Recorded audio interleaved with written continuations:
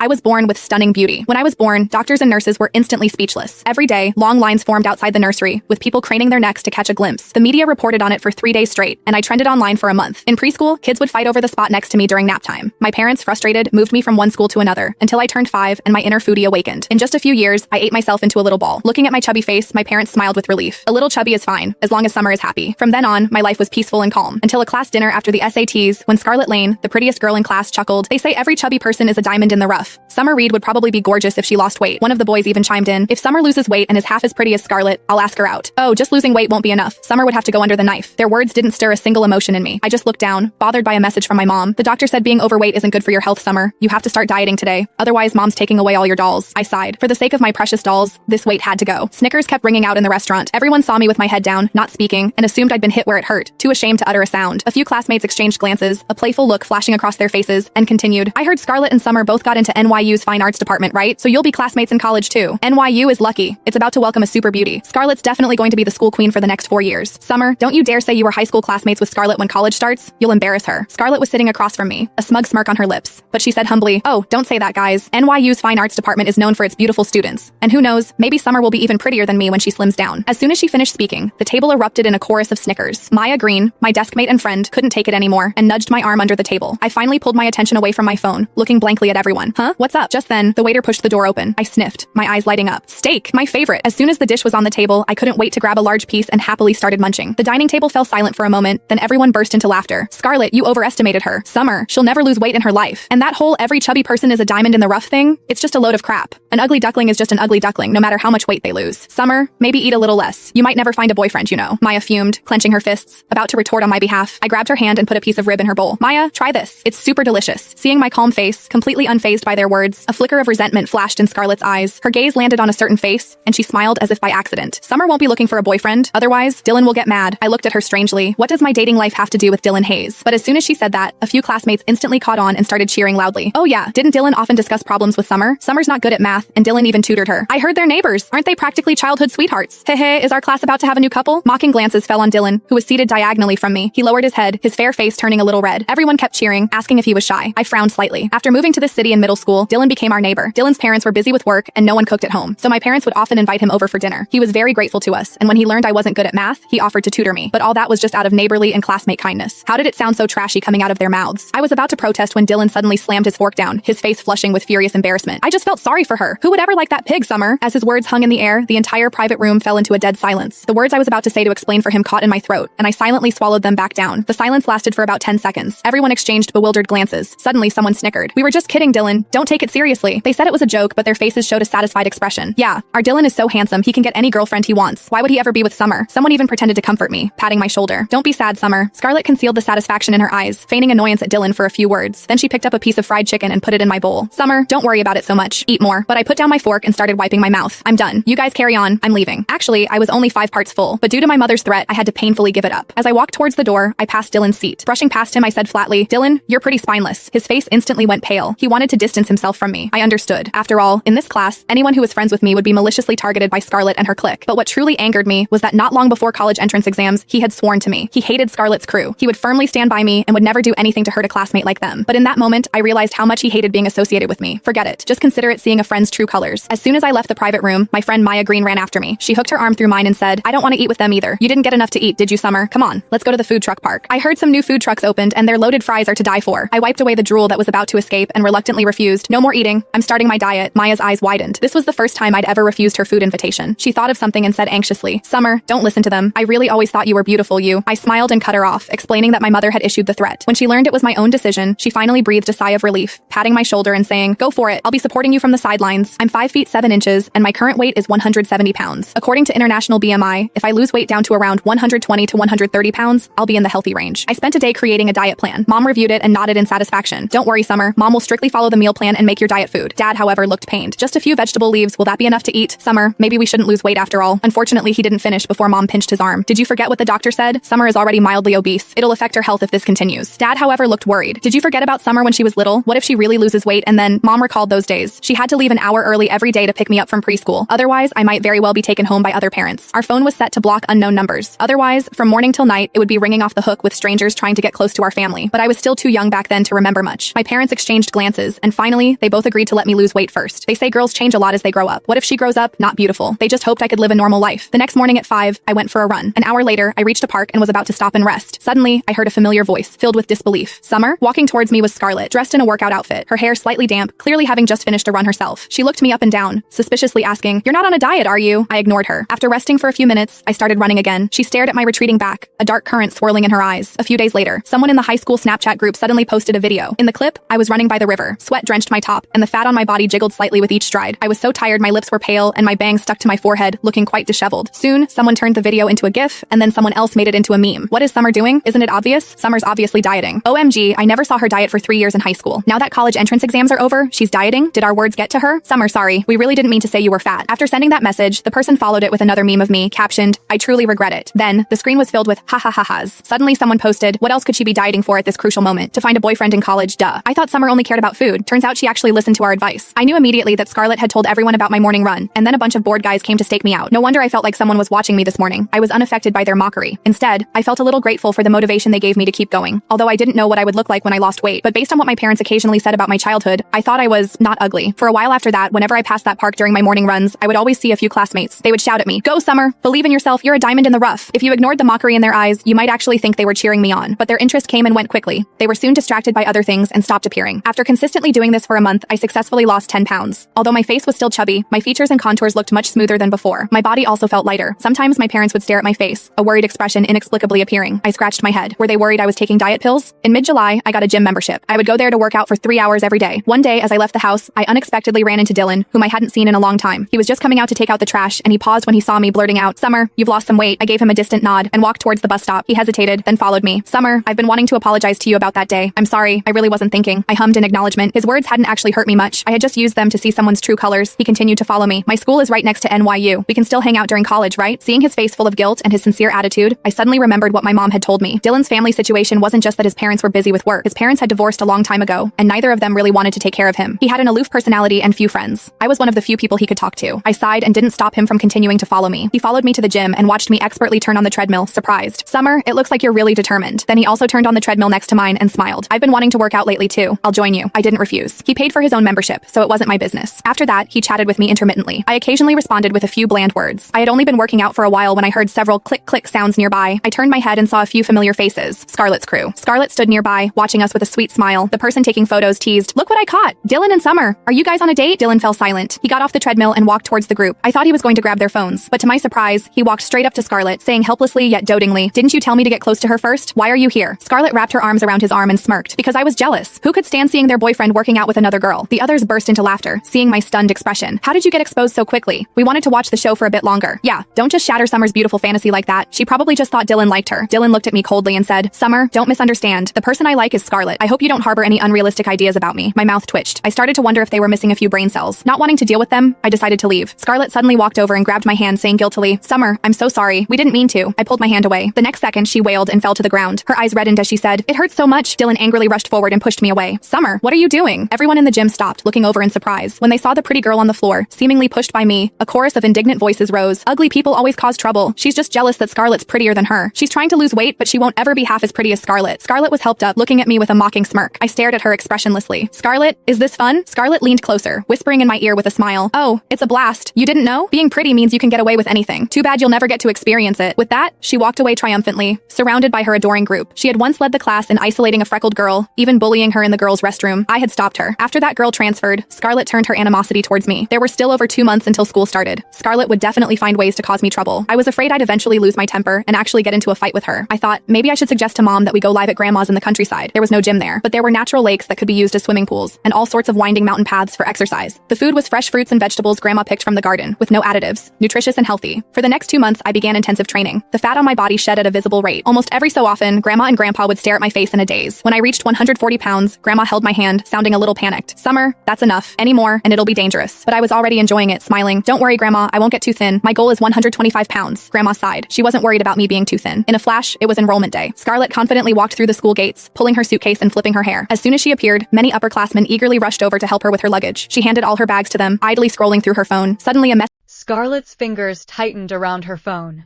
The photo had been taken from the NYU Fine Arts orientation check-in line. A tall girl stood beneath the shade of a tree, wearing a simple white t-shirt and jeans. Her long black hair was tied into a loose ponytail. Her skin was fair, her jawline delicate, and her features looked almost unreal. The sunlight filtered through the leaves, falling across her face like a scene from a movie. For a long moment, nobody in the group chat spoke. Then someone typed, "Who is that?" Another replied, "Wait, that's Summer." "No way. Stop joking. That's literally impossible." The chat exploded. The photo had no beauty filters, no makeup, no editing, just a random candid shot. Yet the comments poured in. "She's prettier than Scarlett. Way prettier. Are those even real proportions?" I suddenly understand what people mean by diamond in the rough. Forget diamond. That's a whole treasure chest. Scarlett's face gradually darkened. Her hands trembled. She zoomed into the photo repeatedly, looking for signs of editing. There weren't any. Someone even posted another picture. And another. Different angles. Different locations. Same face. Same impossible beauty. A chill ran down Scarlett's spine. Because she suddenly remembered something.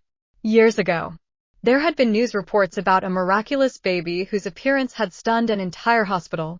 The media had covered it for days. Back then she had laughed and thought it was fake. Now, the little girl in those old photos looked exactly like Summer. Her phone nearly slipped from her fingers. No way. Meanwhile, across campus, I had absolutely no idea what was happening in the group chat. I was busy carrying 3 boxes of snacks back to my dorm. My roommate stared at me, then stared at me again, then finally asked carefully, "Are you a celebrity?" "Huh. There's a crowd outside asking for your Instagram." I blinked. What crowd? The moment she opened the dorm door, I finally understood. The hallway was packed. Completely packed. Students from neighboring floors. Upperclassmen. Even people from other departments. The moment they saw me, dozens of eyes lit up. Someone gasped. Someone dropped their water bottle. One guy walked directly into a wall. I quickly shut the door.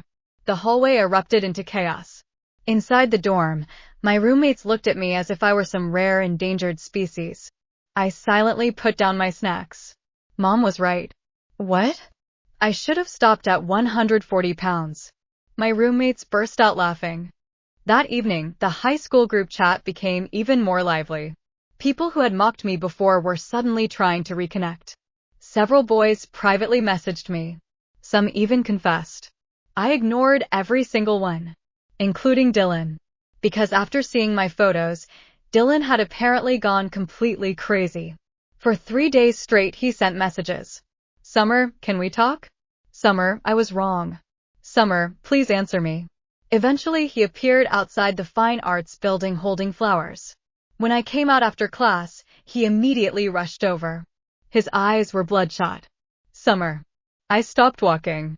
He looked at me for a long time before speaking. "I regret it." I nodded. "Oh." His expression froze.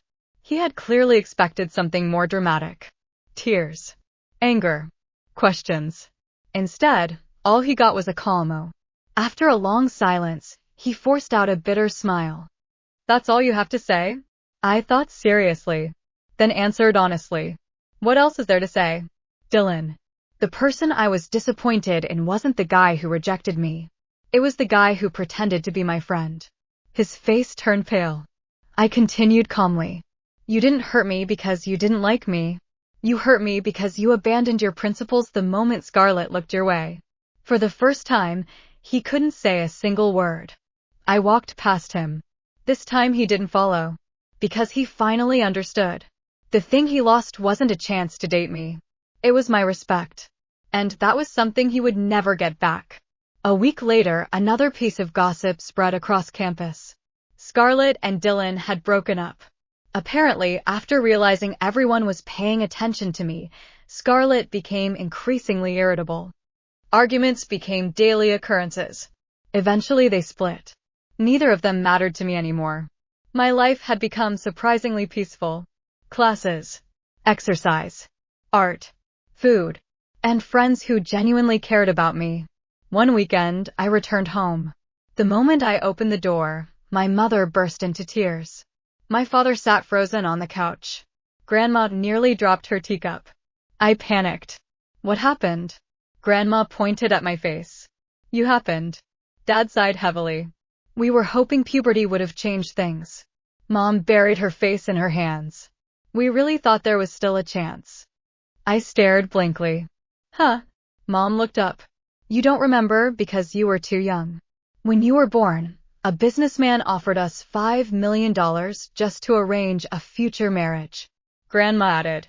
A movie director wanted to sign you before you could even walk. Grandpa nodded. And 3 families fought outside the hospital because they all wanted a photo. Dad looked devastated. We finally got a peaceful 18 years. And now it's over. As if to prove him right, the doorbell rang. Then again. Outside stood 3 neighbors. One carrying fruit. One carrying flowers. One carrying a very enthusiastic son. Dad immediately shut the door. That night, while everyone sat around the dinner table, Mom suddenly smiled. Actually. What? She reached over and pinched my cheek. Whether you're 170 pounds or 125 pounds, you're still our summer. Dad nodded vigorously. Exactly. Grandma laughed. And beauty fades anyway, Grandpa added.